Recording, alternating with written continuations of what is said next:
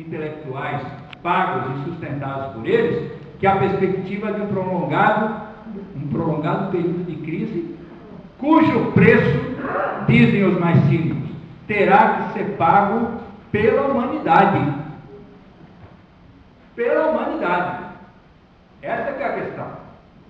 No fundo dessa disputa, dessa pressão sobre o governo da Dilma, está o fato de que o Brasil não só está do lado oposto aos interesses deles, mas no caso do Brasil, não é qualquer um que está do lado de lá, é o Brasil.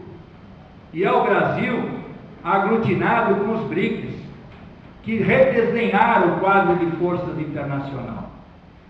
Aquela velha hegemonia norte-americana que impunha a ferro e fogo que bem quisesse, e a Europa acompanhava e o resto tinha que se acomodar, num sistema unipolar, onde um manda e o resto do mundo obedece, está se desfazendo, como diz o nosso partido.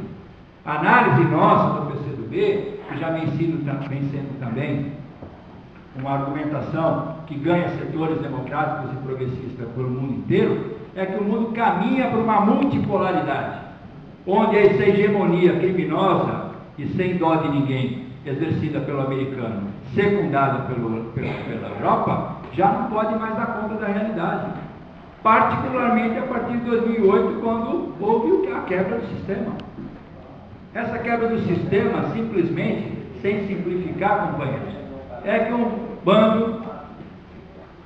O Lenin falava uma coisa que eu vou repetir aqui, que eu acho genial. Ele falou, mais criminoso que um crime... Não, mais criminoso que roubar um banco é criar um banco. Criar um banco é mais criminoso que roubar um banco, diz ele. Tentando expressar a importância do sistema financeiro hoje, dominando e impondo, dentro do sistema de força deles, todas as suas concepções. A realidade que nós estamos vendo no mundo é que a irresponsabilidade financeira, do mercado financeiro, que domina a economia, fazendo uma jogatina sem cobertura com a vida das pessoas, é uma bola de neve que estourou nos Estados Unidos, desceu para a Europa não tem mais como segurar essa e vai descarregar no resto da humanidade. Os países que resistem a isso, são os países chamados países emergentes, do qual nós estamos, estão em ciclo de desenvolvimento se contrapondo a esse problema. Esse quadro geral, que muito sinteticamente é o que eu estou descrevendo, não pode ser aceito por aqueles que foram derrotados. Seja numa esfera municipal como a nossa, quando a esquerda ganha e cria outro projeto, seja em plano nacional. Então a bandeira de que lutar em paz é o caminho para a luta política é falsa. E essa luta adquire muitas formas e muitos métodos. Hoje, no Brasil, essa bandeira focada nas denúncias de moralidade é o que nós chamamos de neodenismo, velho companheiro da luta política que atravessa a história do Brasil. Durante todo o século XX, as elites faziam o que faziam com a realidade brasileira, que botavam a gente num país atrasado, sempre dependendo do colonialismo externo, sempre dependendo das políticas externas dos outros países, particularmente dos Estados Unidos e mesmo da Europa, que sempre dominou aqui a nossa realidade econômica.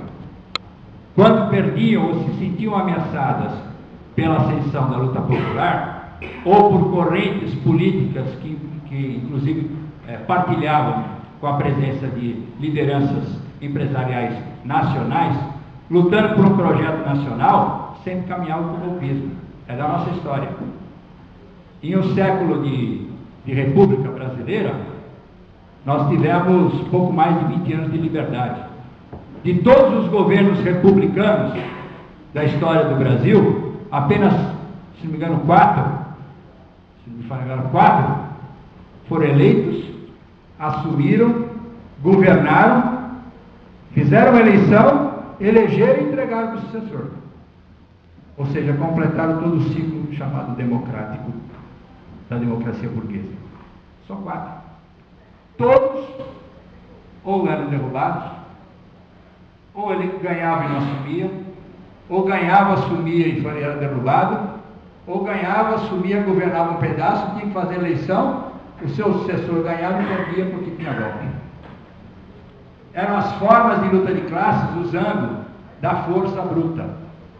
Hoje, com o desenvolvimento democrático, com o espaço democrático conquistado, com a institucionalidade política que o povo brasileiro conquistou depois, particularmente, da Constituinte de 88, do fim do regime militar e desse ciclo de ascensões políticas e político-populares, essa sequência de eleições a cada 2 anos, essa consciência democrática que o povo brasileiro adquiriu, essa malha de organizações sociais, sindicais, populares, das mais múltiplas formas e interesses foram se associando, não há mais ambiente para fazer atitudes de força e golpistas como essa para desequilibrar o jogo. Mas o velho tenismo moral, das acusações sem prova, das leviandades patrocinadas para desmoralizar adversários, está se associando claramente a uma mídia que se transformou em um quarto poder. É um exagero na fórmula, mas podemos dizer que se não é o quarto poder institucional, mas é hoje um instrumento poderoso do golpismo. Do golpismo, companheiros. Essa palavra é forte, mas nós temos que dizer. Aqui em Campinas mesmo a gente pode, eu não quero descrever toda a história que todo mundo está acompanhando, mas nós vivemos isso. Enfileiraram pelos adversários à base de mentiras, reproduzidas diariamente de manhã, à tarde e à noite, massacrando a consciência, criando falsidades que se transformavam em verdades absolutas, para ganhar a opinião pública para o desmonte do sistema de luta política em que nós somos vitoriosos. É o que se chama de uma judicialização da política. Não dá para vencer na política, não dá para dizer, e aqui eu de novo pego exemplo, não dá para dizer que o governo Lula não foi bom para o Brasil, não dá para dizer que a Dilma tem a legitimidade de apoio popular desse ciclo progressista do país, não dá para dizer que o nosso país não é hoje uma peça fundamental no tabuleiro político e econômico mundial, não dá para dizer e não dá para defender o velho projeto neoliberal, não dá para defender os Estados Unidos e a Europa como modelo, porque eles afundaram, então eu tenho que dizer que vocês são todos podres e corrompidos. Eu tenho que inventar uma maneira de dizer isso. Ou a base de meias verdades, ou quando não dá, mentira pura. E eles não estão economizando. E é um pouco essa descrição que a gente está vivendo. O Brasil paga, o governo Lula e o governo Dilma atualmente paga o preço das coisas boas que esse ciclo político fez. Os adversários não querem um Brasil soberano, não querem um Brasil que fale de igual para igual com todas as nações chamadas poderosas, o G7. Aliás, eles mesmos já estão deixando de falar do G7, porque o G7 todo afundou. O Brasil já passou dos 7, já passou 2, está caminhando para ser um dos 5 e não pode entrar naquele ciclo fechado. O G20 hoje é a referência mundial e não o G7. Então não dá para aceitar que o Brasil seja isso. Não dá para aceitar que o Brasil vá caminhando para construir, à base do apoio popular, de uma ampla unidade de forças políticas, de uma ampla corrente, de uma ampla frente política que incorpora desde o empresariado nacional, que foi destroçado pelo projeto neoliberal, até o trabalhador mais humilde, mais abandonado, aos excluídos, essa grande frente de unidade popular, em torno de um projeto nacional de desenvolvimento que nos coloque numa curva de ascensão econômica e social semelhante a essa que tem a China, que tem a Índia, que tem a África do Sul, os BRICS. Eles não aceitam isso. Não dá para aceitar. Não querem aceitar também um país que rediscuta os seus princípios de distribuição econômica. Todos nós sabemos que nós vivemos uma fase onde a palavra de ordem de crescer e distribuir renda recebe ataque de todo lado. Então a Dilma é gastona, não controla as finanças, gasta muito e mal, não esclarece por que uma certa demanda social não é atendida e encontra toda a resistência de uma política macroeconômica que diz para ela, está errado, a Dilma está baixando juros, é uma maluca nessa crise internacional. Nós estamos abaixando o juro, estamos gastando dinheiro, o PAC é mal gasto, gasta muito e gasta mal. O equilíbrio econômico está comprometido porque o nosso déficit, o nosso superávit primário, não pode ser alterado. O Brasil está investindo mais do que tem capacidade. Ou seja, a contestação, feita por palavras muitas vezes complicadas, é a contestação de um modelo de um país que quer crescer, combater a inflação, ao mesmo tempo, porque uma coisa não tem necessariamente que anular a outra, e quer distribuir renda. Distribuir renda de várias maneiras, pela remuneração direta do trabalhador, que tem valorizado o seu trabalho, está mais empregado, está mais assistido, com mais direitos, com todos os direitos garantidos em carteira, e amparado por uma política social em todas as frentes, educação, transporte, segurança, que requer investimentos públicos, dinheiro público, em cada uma das necessidades básicas, é tido como uma maneira errada de governar. Então a Dilma tem que ser paladina, moral, cortando a cabeça de todo mundo, ser a chefe de um cofre fechado, que sirva só para pagar os compromissos da dívida externa, ser rigorosa e não ter nenhuma taxa de investimento que possa nos alavancar para um novo ciclo de crescimento, e um país que não aposta na tecnologia, no desenvolvimento e na inovação, e fique dependente dos pacotes externos. Então o Brasil não pode ter lançador de satélite, não pode ter foguete, não pode ter submarino, não pode ter energia nuclear, não pode ter usina elétrica, não pode ter carvão, não pode ter elétrica. Vai crescer como? Vai fazer uma estrada? Não pode? Vai fazer uma barragem? Não pode? Vai expandir a fronteira agrícola? Não pode? Vai fazer um projeto na Amazônia de integração regional para tirar do isolamento daquelas populações? Não pode? Vai fazer ligações? O Brasil tem 10 vizinhos, 10 países vizinhos. Não tinha uma ponte ligando com nenhum desses países. Aliás, o Paraguai, por causa de Itaipu, que dizem que Itaipu foi errado, que nós não podemos cometer o mesmo erro.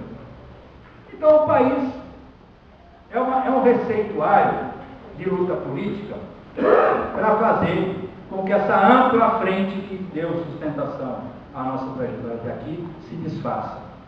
Que a Dilma fique isolada, completamente isolada, enfraquecida, suscetível dos ataques. Ela bate em todo mundo, corta a cabeça de todo mundo, ao gosto deles, aceita esse jogo sacana, golpista da mídia, assessorado muitas vezes por outros órgãos da justiça, que também acabam colaborando, em muitos casos, aqui em Campinas nós vivemos isso. E o projeto vai para o fracasso, e paralisa todo esse modelo que eu estou aqui rapidamente descrevendo. Esse receituário é aquele que nós temos que lutar contra isso. É nesse cenário que nós vamos para esse final de ano mais intensamente, e o ano que vem, esse cenário será o cenário da disputa política. O PCdoB tem que se preparar para isso. E é pensando nisso, e é reinterpretando cotidianamente, semana a semana, essa realidade, que cada vez mais fica na ordem do dia a palavra de ordem, que por mais difícil que seja, o PCdoB tem que se colocar como legenda alternativa, concreta, para enfrentar essa luta política. Porque ela requer clareza, requer ideologia, requer organização, formação de quadros suficientes para enfrentar isso, lideranças que possam fazer o discurso junto ao povo para que eles não entrem nesse modelo falso, hipócrita, golpista do neodenismo. Essa é a batalha que nós temos pela frente. Essa plenária é para que a gente vá se formatando. É a intenção do Comitê Municipal, de tempos em tempos, a depender da realidade política, nós vamos fazer plenárias desse tipo, que é exatamente para abastecer a militância de sua capacidade de intervir nesse negócio. Nós não vamos ficar recuados, por mais que queiram nos atacar. Os ataques atuais são parte desse mesmo jogo. Não há como interpretar uma pessoa desqualificada como essa, que foi preso por iniciativa da Polícia Federal, à base de denúncia, que prendeu o cara, que ele confessou abriu um processo administrativo onde ficou demonstrado que ele meteu a mão em 3 milhões. Ele foi obrigado a confessar, foi condenado. Agora ele volta com uma acusação sem nenhuma prova. E a mídia apaga essa história dele e transforma o cara, um acusador dessa qualidade, na verdade absoluta, a atacar uma corrente política que tem esse prestígio que foi adquirido com o Orlando. Orlando paga o preço de ter sido esse ministro do partido de esquerda. Jovem, militante, de esquerda, capaz, negro, que veio lá do fundo da Bahia, que viveu a vida do povo brasileiro como ela é, não essa falsidade da Globo, as mentiras que procuram introduzir ideologicamente na cabeça das pessoas, de uma corrente política que pegou o ministério, que era o mais desacreditado de todos, e transformou ele na grande vitrine internacional do Brasil, que traz para cá a Copa do Mundo, que traz para cá as Olimpíadas e que fere interesses fundamentais de quem estava louco para pôr a mão no dinheiro que esse tipo de evento vai trazer. A Globo está incomodada porque está disputando a hegemonia da mídia para a transmissão da Copa e da Olimpíada. E a política de Estado, com o PCdoB e o Orlando à frente, tem enfrentado essa discussão corajosamente.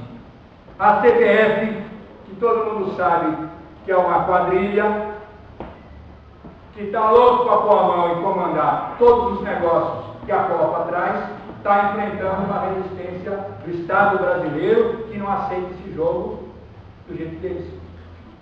E é esse preço que vai se pagar. Aqui em Campinas, não vamos também idealizar. Vai vir ataque para cima de nós. Vai vir ataque para cima de nós. Já fizeram várias tentativas. Vocês mesmo sabem da minha história, que eu me livrei da junto com o advogado, que está aí, quero agradecer. Em público, Pedro, levanta a mão, Pedro.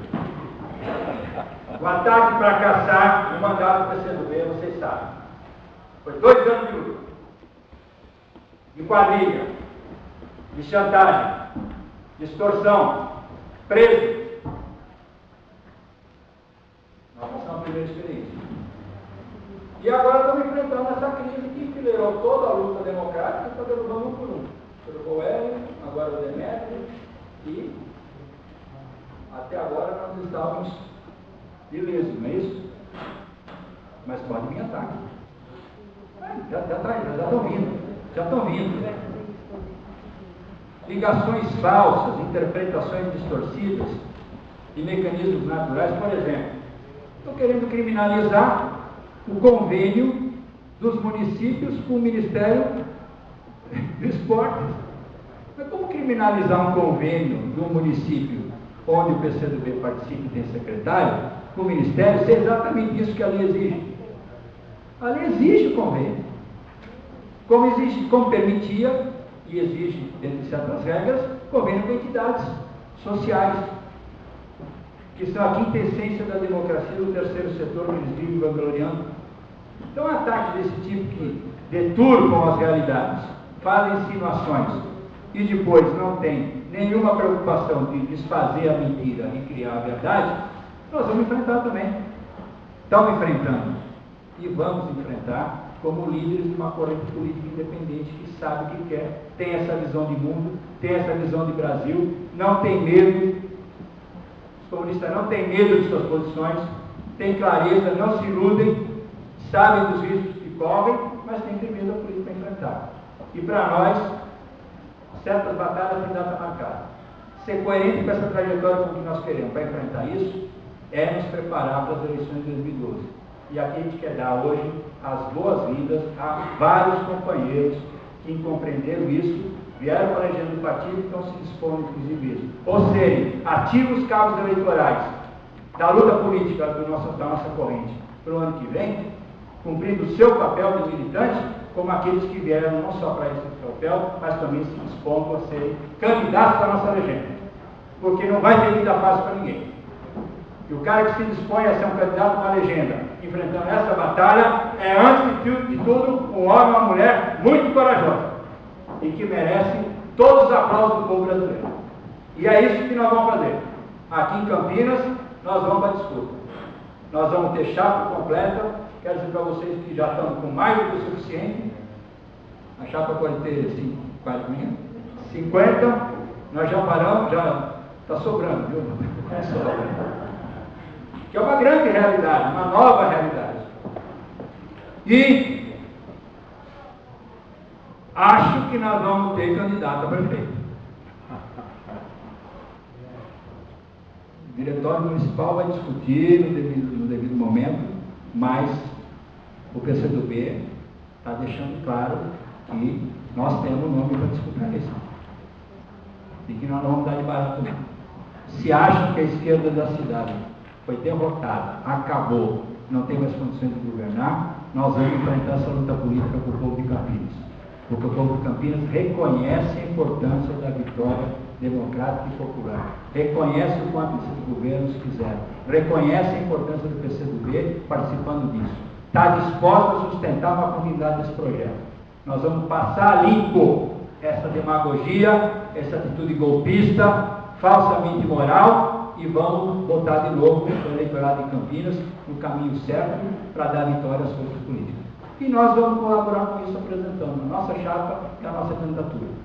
Lógico que eu não quero caminhar sozinho. É princípio nosso buscar aliados.